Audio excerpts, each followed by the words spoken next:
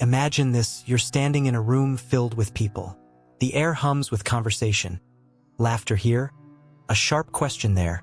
The rhythm of voices rising and falling like an invisible tide. You want to step in, to add something, to be seen. But when the moment arrives, you freeze. Words swirl inside your mind like trapped birds, but none of them take flight. By the time you muster the courage, the conversation has already moved on, and you are left with a quiet ache of invisibility. This paradox, that we live in the most interconnected age in history, yet feel more misunderstood and unseen than ever before, is the silent wound of our time. We scroll endlessly through feeds, comment on updates, and collect connections like digital trophies. Yet so many of us confess to loneliness in the shadows of our supposed networks. Why is it, then, that with all these channels of communication, we struggle so deeply to feel truly heard or to touch another soul in a way that matters? The answer lies in a skill that is not often celebrated in schools, rarely emphasized in professional training, and frequently dismissed as soft. Yet it is the very fabric that holds relationships, careers, and even our sense of meaning together. That skill is the art of listening. But let's be clear. I do not mean listening in the shallow, transactional sense. The kind where we nod politely while rehearsing our response, or glance at our phone mid-sentence, or wait impatiently for our turn to speak. I mean listening in its most radical, transformative form. The ability to empty oneself of noise, judgment, and ego long enough to truly let another human being exist in your presence without interruption. Why is this so critical? Because the deepest hunger of the human soul is not merely to be loved, it is to be understood. Love without understanding often feels like pity, obligation, or blind affection. But when someone feels understood, when their inner chaos finds shelter in another's attentive silence, something within them unclenches. Trust is born. Openness emerges, and connection, the raw substance of human flourishing, becomes possible. Yet here lies the uncomfortable truth. Most of us believe we are good listeners, but very few actually are. We think hearing words is listening. We mistake polite silence for attention. We confuse being informed with being present. And so, people around us starve for something we don't even realize we are failing to give. The consequences ripple far beyond small talk. Poor listening weakens marriages, where partners drift apart not because of lack of love, but because of years of unheard grievances and overlooked longings. It sabotages workplaces, where leaders fail to grasp the pulse of their teams and colleagues miss opportunities for collaboration. It distorts friendships, where advice replaces empathy and distraction drowns out presence. Even in solitude, our inability to listen to others, to ourselves, to silence, erodes the very clarity we need to make wise decisions. Think of this. Empires have risen and fallen because rulers could not listen. Revolutions have erupted because leaders silenced voices they found inconvenient. Families have broken apart, not for lack of resources, but because no one paused long enough to hear the tremors of pain beneath the arguments. And so the unsettling question presents itself. If listening is so rare, yet so vital, what keeps us from it? Why, in moments when another human being lays their vulnerability before us, do we shrink back into our own minds, distracted, defensive, or dismissive? Perhaps it is because true listening demands something terrifying: the suspension of self. To really hear another person is to risk being changed by them. It is to surrender, for a moment, the comforting fortress of our opinions, the scaffolding of our identity, the illusion that we already know. No wonder we resist. No wonder we fill the silence with our own voice. Yet this is precisely where transformation begins. As the philosopher Simone Weil once wrote, "Attention is the rarest and purest form of generosity." Listening is not passive. It is an act of generosity so profound that it can alter lives. It is the skill that takes ordinary interactions and turns them into encounters that echo in memory. In the sections to come, we will journey deeper into the mechanics of listening, the psychological forces that block it, the ways to cultivate it, and the extraordinary power it has to reshape relationships, careers, and even the self. But first, pause and ask yourself, when was the last time you felt truly, unshakably heard? And, more unsettling still, When was the last time you gave that gift to another? If listening is so simple, just being present, paying attention, hearing another, why is it so excruciatingly rare? Why, in the moments when someone is pouring their heart out, do our minds wander to errands, deadlines, or the itch of our own unspoken opinions? The truth is that listening is not blocked by the ears, but by the ego. Our egos are masterful architects of barriers. They whisper, "You already know what this person means," or "Your story is more interesting," or "Don't waste time, cut to the point." And so, instead of listening, we interpret. Instead of attending, we prepare our rebuttals. Instead of opening ourselves to another's truth, we remain imprisoned within our own. Consider how often you've been in a conversation where the other person finishes only half a sentence before you leap in with advice. The intention may be noble. You want to help, to fix, to contribute. But beneath that impulse lies a subtle arrogance, the belief that your voice deserves precedence over their unfolding truth. Listening, then, becomes contaminated with impatience, with control, with self-importance. Psychologists call this the listening gap, the distance between hearing words and fully absorbing meaning. We process speech at nearly 3 times the rate most people talk. This surplus of mental bandwidth leaves us restless, easily distracted, and prone to filling the silence with our own thoughts. While another speaks, we are already editing their message, skipping ahead to conclusions, rehearsing our own lines.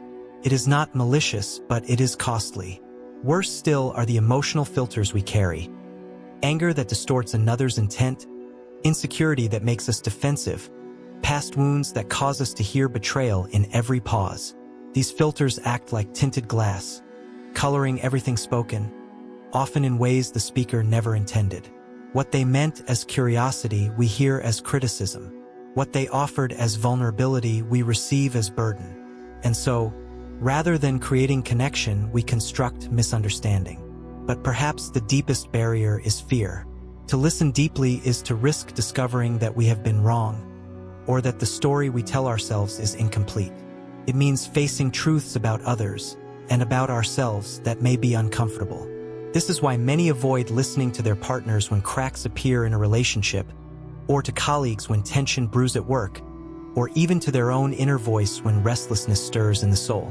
Listening forces confrontation with reality, and reality often demands change. Yet paradoxically, the very act we fear, the act of listening, is also the path to freedom. When we truly listen, we are released from the burden of pretending we know everything, from the exhausting performance of constant self-assertion. Listening grants us humility, and with humility comes growth.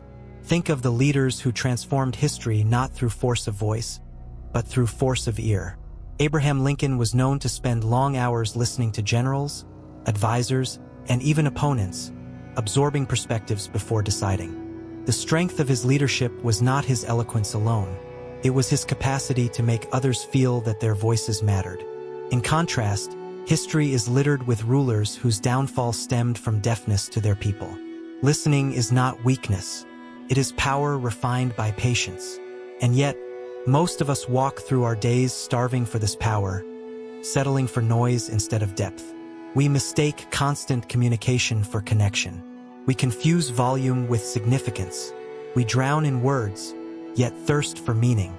The remedy is not merely to hear more, but to listen differently.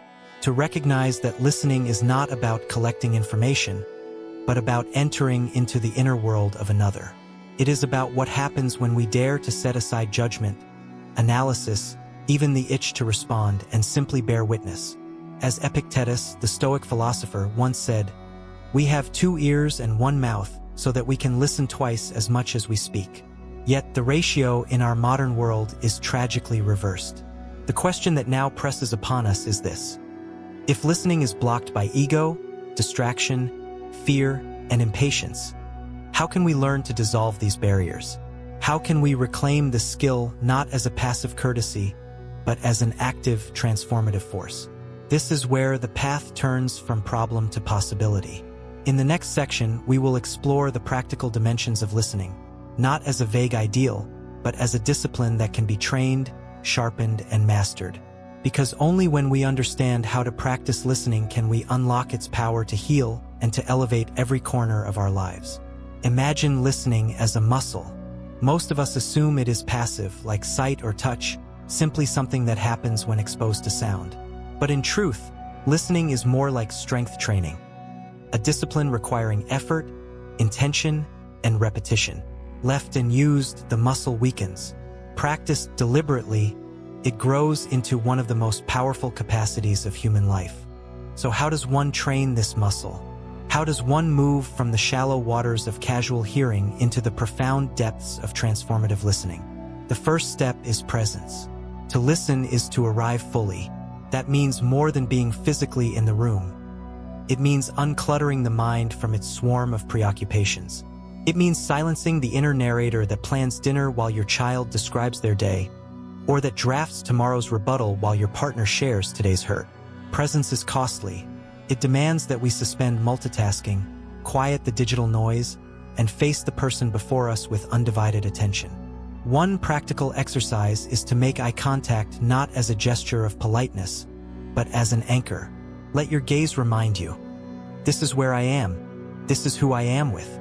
Notice the subtleties, the tightening around the eyes, the shift in tone, the pauses heavy with unspoken weight. These are not distractions. They are part of the message. Listening is not about waiting for words to end. It is about attending to the full symphony of expression. The second step is suspension. To listen deeply, you must suspend judgment, advice, and the urge to respond. Too often, we enter conversations armed with solutions, counterpoints, or interpretations. But deep listening requires the courage to let those weapons fall. It is about holding space so that another's truth can unfold, unedited and unshaped by our interference. Suspension also means resisting the itch of autobiographical listening, the tendency to hijack another's story with our own. A friend shares their struggle at work, and instantly we interrupt with, "That happened to me too." While meant to empathize, such redirection shifts the spotlight away from them. Deep listening demands restraint. Let their story breathe, even if yours echoes it. The third step is reflection. This does not mean parroting words back, but reflecting understanding. Simple phrases like, "It sounds like you're feeling," or "What I'm hearing is," can become bridges between inner and outer worlds. Reflection reassures the speaker, "I am not alone in this. Someone has entered the labyrinth of my thoughts and found their way to me." The final step is curiosity. Not the shallow curiosity of interrogation, but the reverent curiosity of discovery. Ask open questions, not to steer, but to unfold. Instead of, "Why did you do that?" which can sound accusatory, try, "What was going through your mind then?" This type of curiosity invites depth rather than defensiveness. It turns conversation into exploration. When these steps, presence, suspension, reflection, curiosity, are practiced together, listening transcends technique and becomes an act of love. It becomes the antidote to alienation, the balm for fractured relationships, the seed of trust in workplaces, and even the pathway to self-understanding. Consider how differently conflicts unfold when listening enters the room. Arguments de-escalate not because problems vanish, but because people finally feel recognized. A spouse stops shouting when their grief is named. An employee softens when their frustration is validated. A teenager opens up when their silence is honored instead of criticized. Listening does not magically erase tension, but it dissolves the loneliness that often amplifies it. Deep listening also expands inward. When we cultivate this discipline with others, we sharpen our ability to listen to ourselves. How often do we ignore the quiet signals of exhaustion, intuition, or longing? How often do we silence our own truths because they do not fit the roles others expect us to play? To listen outwardly is to practice listening inwardly, to attune to the murmurs of the soul before they erupt into crisis. Philosopher Soren Kierkegaard once observed, "The first duty of love is to listen." What he meant was not sentimental. He meant that to honor another's existence, we must first allow it to be fully expressed. Listening is not a warm accessory to life. It is the foundation upon which trust, intimacy, and authenticity stand. The discipline of deep listening, then, is not a skill to check off a self-help list. It is a way of being, a conscious choice to stand in a noisy, distracted world and offer the rarest of gifts, attention without agenda. But this raises another question, one that carries even greater weight. What happens when this discipline is lived consistently, not just in fleeting moments? How does deep listening transform relationships, careers, and even our place in society? That is where we turn next, to the real-world consequences of listening, not in theory but in practice. Picture a marriage on the brink of collapse. The arguments are constant, the silence is heavier than words, and both partners feel abandoned, though they share the same roof. Therapy begins, not with dramatic revelations, but with one simple shift. Each is asked to listen without interruption while the other speaks. At first, it feels unbearable. Years of hurt claw at the edges, begging for rebuttal. But slowly, as one partner hears the tremor in the other's voice, as they notice the rawness behind the words, something changes. For the first time in years, they do not feel alone in their pain. The fracture does not vanish overnight, but a bridge begins to form. That bridge is listening. This is the quiet revolution of deep listening. It does not storm through life with noise, but it rearranges the foundation of our relationships. When someone feels heard, they feel valued. When they feel valued, they begin to trust. And where trust flourishes, intimacy, cooperation, and resilience follow. In relationships, listening dissolves the hidden resentments that corrode bonds. Couples often fight not over issues themselves, but over the sense of not being understood about those issues. Parents who listen, rather than lecture, discover that their children reveal more than any interrogation could extract. Friendships deepen not through endless activities, but through the courage of one person saying, "Tell me everything," and actually meaning it. In the workplace, listening distinguishes true leaders from mere managers. A manager gives orders. A leader listens. Teams thrive when members know their voices matter, when ideas are not dismissed but explored, when grievances are not ignored but respected. Listening in organizations fuels innovation, because the best ideas often come from unexpected places. It fuels loyalty because people rarely leave companies, they leave environments where no one listens. In society, listening has the power to disarm division.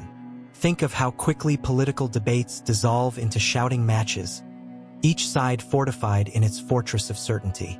What if, instead of waiting to pounce, we pause to actually understand the fears, hopes, and wounds beneath another's position? Listening does not mean agreement, but it does create a space where dignity is preserved and dialogue remains possible. In fractured communities, listening is not naive, it is radical.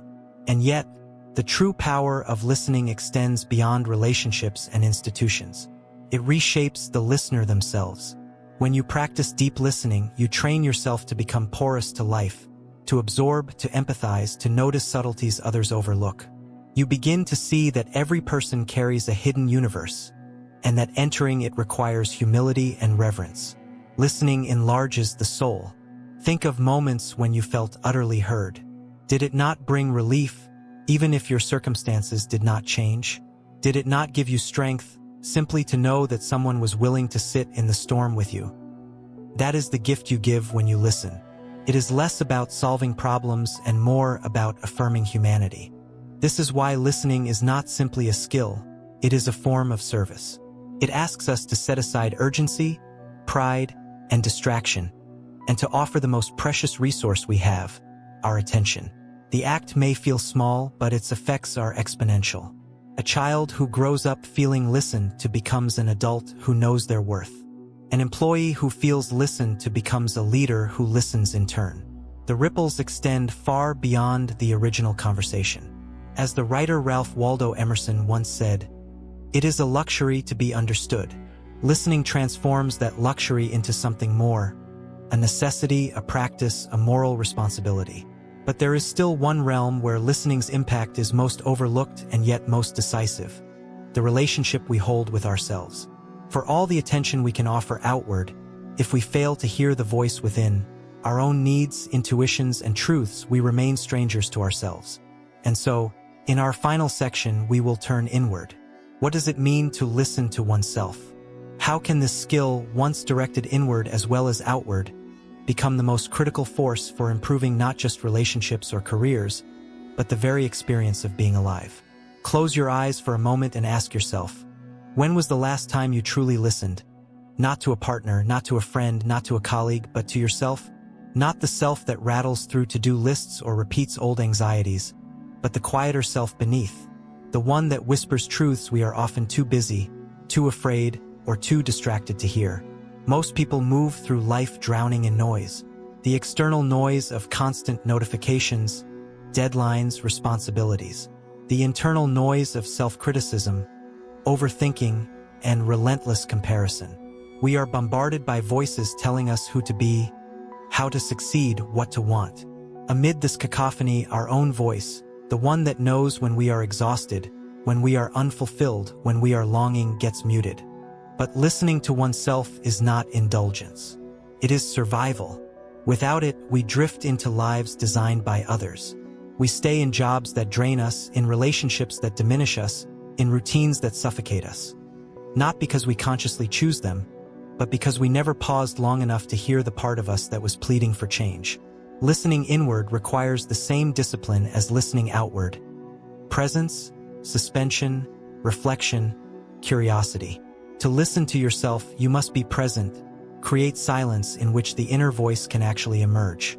You must suspend the judgments that immediately dismiss it. That's unrealistic, that's selfish, that's foolish. You must reflect by noticing patterns. The tasks that energize you versus the ones that deplete you, the people who leave you lighter versus those who leave you heavier. And above all, you must cultivate curiosity about your own experience, asking not, what should I want? But, what am I actually feeling?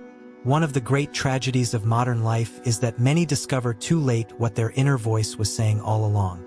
The executive who ignored years of burnout until a health crisis struck. The artist who silenced their passion until regret became unbearable. The parent who buried their own needs until resentment fractured the family bond. Listening to oneself is not selfish. It is the only way to live a life of integrity, a life where your outer choices align with your inner truth. Consider solitude. Most fear it, filling every quiet moment with distraction. Yet solitude is the laboratory of self-listening. It is in stillness that the murmur of intuition grows audible. This is why many spiritual traditions emphasize silence, meditation, or prayer, not as rituals of escape, but as practices of attunement. They are ways of clearing the static so we can hear the signal. Listening inward also means facing discomfort. Often, the inner voice does not flatter us. It may tell us we are avoiding responsibility, or that we are clinging to habits that no longer serve us, or that the life we are living is not truly ours. To listen deeply to oneself is to risk upheaval, but it is also to claim freedom. When we master this inward listening, something extraordinary happens. Our outward listening deepens as well. For when you have faced your own truths, you are less threatened by the truths of others. When you have learned to hold space for your own contradictions, you can hold space for theirs. Listening to yourself does not isolate you. It equips you to meet others with authenticity and empathy. The philosopher Rumi once wrote, "The quieter you become, the more you are able to hear." He was not only speaking of others, but of the self. Silence is not emptiness. It is the chamber where truth reverberates. And so we arrive at the heart of the matter. The most critical social skill to improve your life is not speaking more persuasively, nor networking more widely, nor even loving more fiercely. It is listening outwardly to give others the gift of understanding, and listening inwardly to live a life that is true. Because in the end, to listen is to love. To listen is to liberate. To listen is to live awake.